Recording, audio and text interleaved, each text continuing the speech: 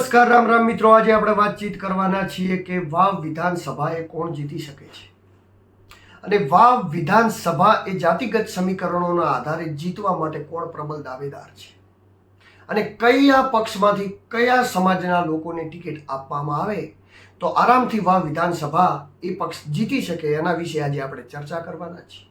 પરંતુ જો આપ મારા વિડીયોમાં નવા આવ્યા હો તો મારી ચેનલને લાઇક, સબસ્ક્રાઇબ અને ફોલો કરી દેજો, જેથી હું આપના માટે આવા અદ્ભુત પ્રકારના વિડીયો બનાવતો રહું। તો નમસ્કાર મિત્રો, આપણે પહેલા વાતચીત કરીએ વાવ વિધાનસભાના ગ્રાઉન્ડને આપણે સમજવાની કોશિશ કરીએ।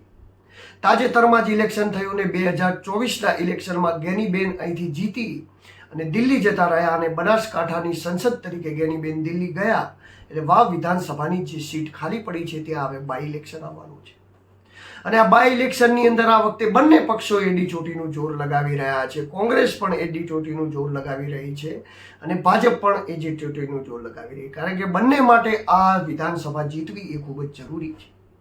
એનું હું તમને કારણ આપી દઉં, કારણ કે ગેનીબેનનો આ ગઢ છે। ગેનીબેન એ વાવ વિધાનસભામાંથી ધારાસભ્ય હતા અને 10 વર્ષથી ધારાસભ્ય હતા અને જે સંસદ તરીકે દિલ્હીમાં ગયા છે। જો હવે વાવ વિધાનસભા કોંગ્રેસ હારી જાય તો કોંગ્રેસ માટે પણ એકાક ને ક્યાંક નુકસાનનું કારણ બની શકે, કારણ કે જ્યાંથી ગેનીબેન 10 વર્ષ ધારાસભ્ય રહ્યા અને એ જ ધારાસભ્ય રહ્યા એના જ કારણે બનાસકાંઠાની અંદર સાંસદ તરીકે ચૂંટાયા। આજે જો હવે વાવ વિધાનસભા કોંગ્રેસ હારી જાય તો ક્યાંક ને ક્યાંક ગેનીબેનની શાખ પર દાવ ઉપર લાગી શકે। બીજી તરફ ભાજપ માટે આ સીટ એટલા માટે જીતવી જરૂરી છે કારણ કે હવે આ છેલ્લો મોકો છે બનાસકાંઠાની અંદર ભાજપને સાબિત કરવા માટેનો કે ક્યાંક ને ક્યાંક એ કોંગ્રેસને અહીંયા પણ વાવમાં પણ ટક્કર આપી શકે છે।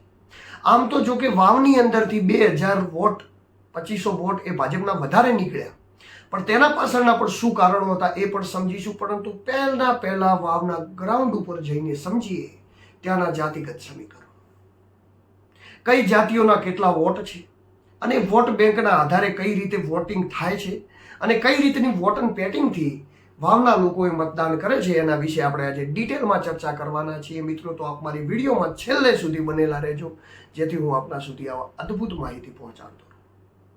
તો મિત્રો, વાત કરીએ તો સૌથી વધારે જાતિગતમાં જો કોઈ પહેલી જાતિ આવે તો એ ઠાકોર સમાજ છે। ઠાકોર સમાજના ત્યાં લગભગ 85,000 મત છે અને એટલા જ માટે ગેનીબેન ઠાકોર એ ત્યાંથી 10 વર્ષથી ધારાસભ્ય છે, કારણ કે ઠાકોરો ઉપર ગેનીબેનનું ખૂબ જ પ્રભુત્વ છે। આના આગળના ઇલેક્શનમાં 2022ના ઇલેક્શનમાં ગેનીબેનને હરાવવા માટે ભાજપે સ્વરૂપજી ઠાકોરને ટિકિટ આપી હતી, પણ સ્વરૂપજી ઠાકોર ત્યાં જીતી ન શક્યા। એનું કારણ હતું કારણ કે ઠાકોર સમાજના લોકોએ મુખ્યત્વે ગેનીબેનને સ્વીકાર્યા, ઠાકોર સમાજના લોકોએ સ્વરૂપજી ઠાકોરને ન સ્વીકાર્યા। પરંતુ એવું નથી કે ખાલી ઠાકોર સમાજના જ 85,000 મત છે એટલે ઠાકોર સમાજનો કોઈ પણ વ્યક્તિ જીતી જાય તો એવું નથી। સામે પટેલ સમાજના પણ 50,000 મત છે। ત્યારબાદ વાત કરીએ તો બ્રહ્મ સમાજના 32-33,000 મત છે। દેસાઈ સમાજના પણ અહીંયા 30-32,000 મતદાન છે। ત્યારબાદ વાત કરીએ તો રજપૂત સમાજનું પણ અહીંયા ખાસું એવું પ્રભુત્વ છે અને રજપૂત સમાજના પણ અહીંયા 25-26,000 મત છે। ત્યારબાદ ઠક્કર સમાજ હોય, અન્ય સમાજો હોય, દલિત સમાજના પણ અહીંયા 26-27,000 મત છે અને બીજી અન્ય નાની સમાજો જેમ કે માળી સમાજની વાતચીત કરીએ તો એમના પણ અહીંયા 9,000 મત છે। ત્યારબાદ ઠક્કર સમાજ હોય, અહીંયા નાના સમાજો મળીને એક વિધાનસભા તૈયાર થાય છે। તો આ વખતે જે ભાજપને પણ કોઈ પણ સીટે આ સીટ જીતવી જરૂરી છે, કોંગ્રેસ માટે પણ કોઈ પણ ભોગે આ સીટ જીતવી જરૂરી છે। તો એવા તો શું સમીકરણો તૈયાર કરવા પડે કે જેથી કોઈ પણ પાર્ટી આ સીટને આસાનથી જીતી શકે? જો મિત્રો એવું લાગતું હોય કોઈ પણ પાર્ટીને કે અહીંયા જીત આસાન છે, તો એવું નથી।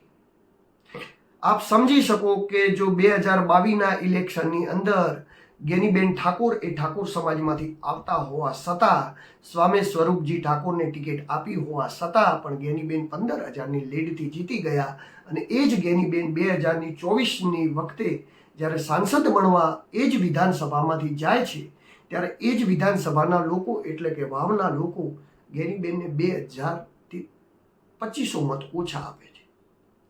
તો આનું શું કારણ બનતું છે? શું સમીકરણો એવા રચાતા હશે જેના વિશે આપણે આજે ડિટેલમાં ચર્ચા કરવાના છીએ અને કયા પ્રકારના પક્ષ કઈ પ્રકારના સમાજને ટિકિટ આપે તો એ પક્ષ માટે ત્યાં જીતવું ખૂબ જ આસાન થઈ જાય એ વિશે આપણે આજે ચર્ચા કરવાના છીએ।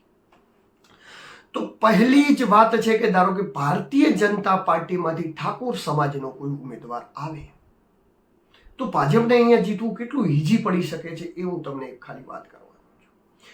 જો ભાજપમાંથી ઠાકોર સમાજમાંથી કોઈ પણ વ્યક્તિ આવે તો ઠાકોર સમાજના અહીંયા 80-85 હજાર મત છે. બીજી ભારતીય જનતા પાર્ટીની અહીંયા મત બેંક થાય અને આ બંને મત બેંક તો સાથે મળે તો એ સીટને આરામથી જીતી શકાય. પરંતુ પ્રશ્ન ત્યાં છે કે ઠાકોર સમાજમાંથી જે ઉમેદવાર આવે એને શું તમામ ઠાકોરો વોટ આપે? કદાચ ગેનીબેનને સાંસદ બનાવ્યા છે તો ગેનીબેન જે સાંસદ બન્યા છે એના ભાગરૂપે ત્યાંના ઠાકોરો કોઈ અન્ય સમાજના લોકોને મત કરે તો કદાચ રિઝલ્ટ ફરી પણ શકે છે.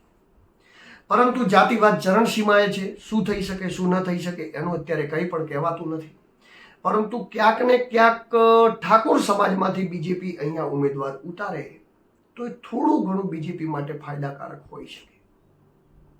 પરંતુ એ એટલું બધું પણ ફાયદાકારક નથી કે કોઈ એવું કહી શકે કે તે જીતી શકે. ત્યારબાદ જો કોંગ્રેસ ઠાકોર સમાજની અંદરથી ઉમેદવાર ઉતારે તો મુખ્યત્વે કેવું છે કે ઠાકોર સમાજના મત એ જ્યારે બે ઠાકોર સમાજના વ્યક્તિઓ ઊભા હોય સામે સામે ત્યારે મુખ્યત્વે કોંગ્રેસ તરફ વધારે જતા હોય છે. પરંતુ જો સામે કોઈ અન્ય સમાજનો ઉમેદવાર હોય અને બીજેપીમાંથી એટલે કે ભાજપમાંથી ઠાકોર સમાજનો ઉમેદવાર હોય તો એમના મત મુખ્યત્વે ભાજપ તરફ વધારે જતા હોય છે. આને કહેવાય જાતિવાદ. અને આ જાતિવાદનું ધ્રુવીકરણ અત્યારે સમગ્ર ગુજરાતમાં એટલું બધું થઈ ગયું છે કે તમે એવું સમજી લો કે હવે પછીના સમયની અંદર જેની જાતિ મોટી એ જ વ્યક્તિને ટિકિટ મળશે અને જેને ટિકિટ મળશે એ જ જીતી શકશે જેની જાતિ મોટી. જેની જાતિ મોટી, જેનો સમાજ મોટો, જેના સમાજનું પ્રભુત્વ એ જ લોકો આ ઇલેક્શન જીતી શકે છે. પરંતુ એવું પણ નથી. ઇલેક્શનમાં ઘણા બધા સમીકરણો જવાબદાર રહેતા હોય છે. જેમ કે 2017ના બાય ઇલેક્શનમાં ગુલાબસિંહ સામે જીવાભાઈ પટેલને ટિકિટ આપવામાં આવી હતી. ત્યાં ચૌધરી સમાજ થરાદની અંદર 71,000 છે અને રજપૂત સમાજ 6,000 છે. તેમ છતાં પણ ગુલાબસિંહ રાજપૂત જીતી ગયા હતા. પણ 2022માં શંકરભાઈ ચૌધરી ત્યાંથી લડ્યા અને ગુલાબસિંહ લડ્યા ફરીવાર તો 25,000 મતોથી ગુલાબસિંહ હારી ગયા હતા. એટલે ક્યાંક ને ક્યાંક જાતિગત સમીકરણ ઇમ્પોર્ટેડ પણ છે અને ક્યાંક ને ક્યાંક જાતિગત સમીકરણના હિસાબે સમીકરણો ઉલટા બેસી જાય તો મોટી જાતિને પણ હારવાનો વારો આવી શકે છે. તો આવી જ પ્રકારની ચૂંટણીમાં શું આવી શકે છે રસાકસી? કઈ જાતિના સમીકરણો ત્યાં ફિટ બેસી શકે છે એના વિશે આપણે થોડી ડિટેલમાં ચર્ચા કરીશું. તો આપ મારી સાથે વિડીયોમાં બનેલા રહેજો. તો મિત્રો, ઠાકોર સમાજની અંદરથી કોંગ્રેસ અને ભાજપ કોઈ પણ ઉમેદવાર જાહેર કરે તો ક્યાંક ને ક્યાંક એ લોકો ફાયદામાં રહી શકે છે. પણ જો સામે ઠાકોર સમાજનો ઉમેદવાર ન હોય તો જો ભાજપમાંથી પણ ઠાકોર સમાજનો ઉમેદવાર આવે, કોંગ્રેસમાંથી પણ ઠાકોર સમાજનો ઉમેદવાર આવે તો પણ ક્યાંક ને ક્યાંક ઠાકોરોના વધારે પડતા મત એ કોંગ્રેસને મળી શકે છે. એમાં કોઈ બિનમેક નથી.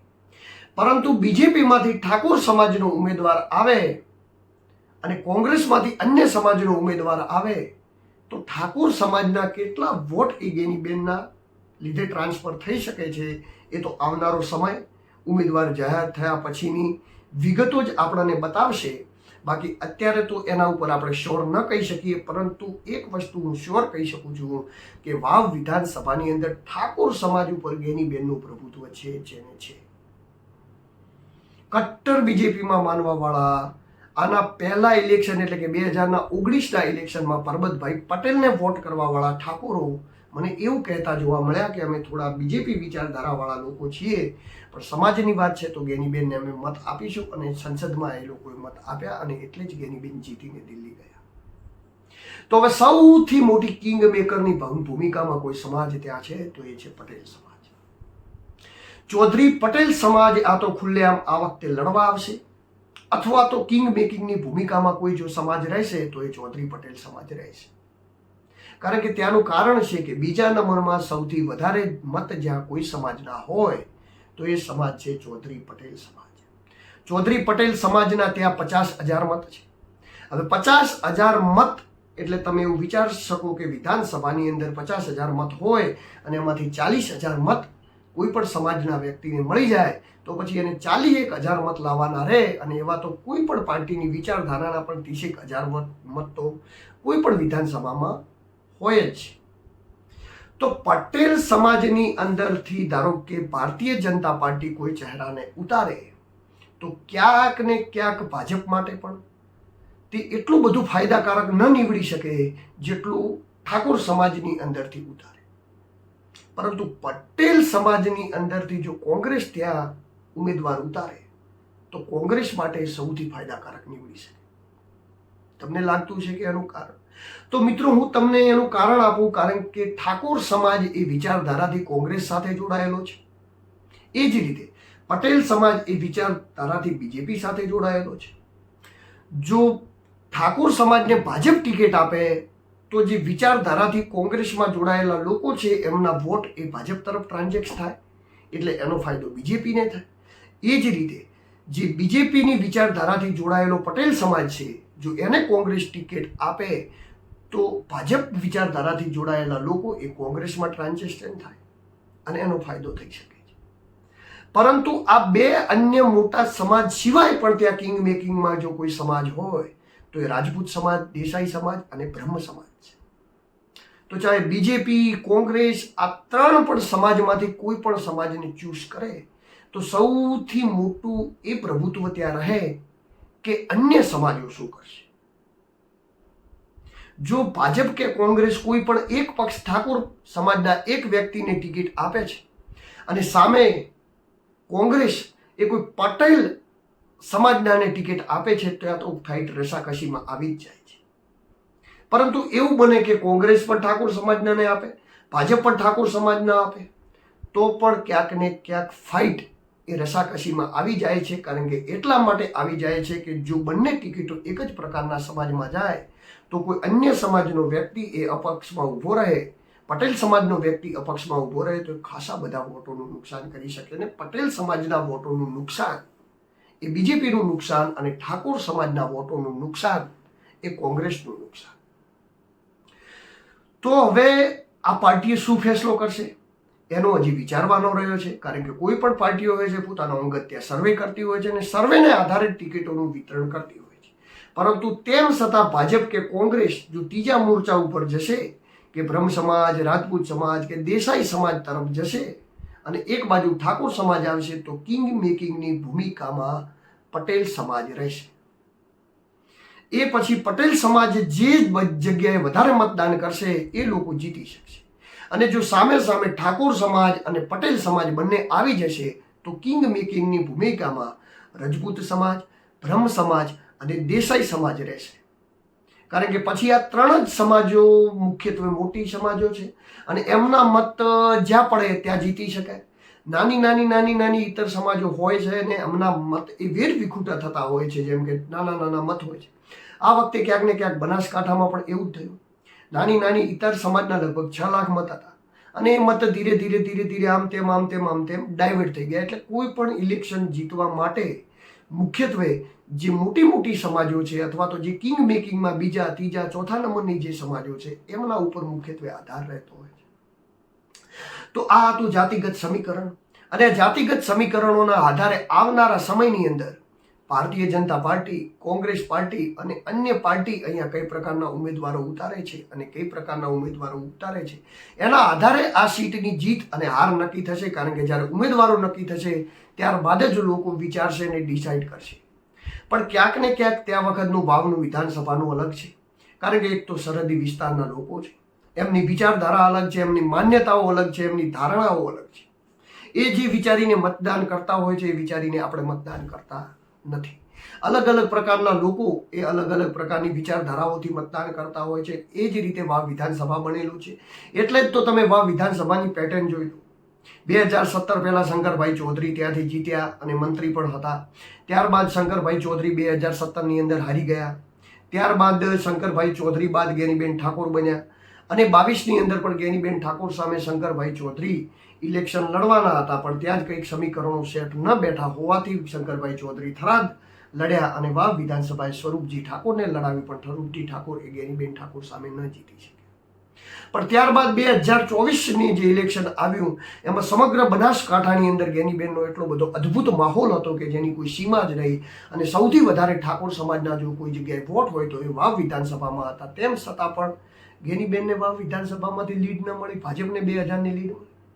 તો એનો અર્થ એ થયો કે વાવ વિધાનસભાના લોકો શું ગેનીબેનને દિલ્હી નતા મોકલવા માંગતા? શું ગેનીબેનને ત્યાં જ રાખવા માંગતા હતા? અથવા તો 10 વર્ષનું જે ગેનીબેનનું શાસન હતું એના પર ક્યાંક ને ક્યાંક કામમાં કચાશ રહી ગઈ છે. પરંતુ આવા કેટલાય કારણો, નાના મોટા કારણો હોઈ શકે, અને જે કારણોના હિસાબે કદાચ 1000-2000 વોટોનું આમ તેમ થઈ શકે. એટલે વાવ વિધાનસભાનું સમીકરણને સમજવા ખૂબ જ અઘરા છે, કારણ કે ત્યાં કોણ ઉમેદવાર આવે છે, શું આવે છે, તેના પર સૌથી મોટું ડિપેન્ડ કરે છે. ક્યાંક ને ક્યાંક કયા સમાજમાંથી કોને ઉતારે છે, કયો પક્ષ કોને ઉતારે છે, એના ઉપર ઘણા બધા સમીકરણો ડિપેન્ડ કરતા હોય છે. પણ અત્યારે વાવ વિધાનસભાની સીટ જીતવી એ કોંગ્રેસ અને ભાજપ માટે ખૂબ જ જરૂરી છે. તો મિત્રો, આવનારા સમયની અંદર ભાજપ અને કોંગ્રેસ જ્યારે પણ ઉમેદવારો જાહેર કરશે ત્યારે આપણે આના ઉપર વિશેષ ચર્ચા કરીશું.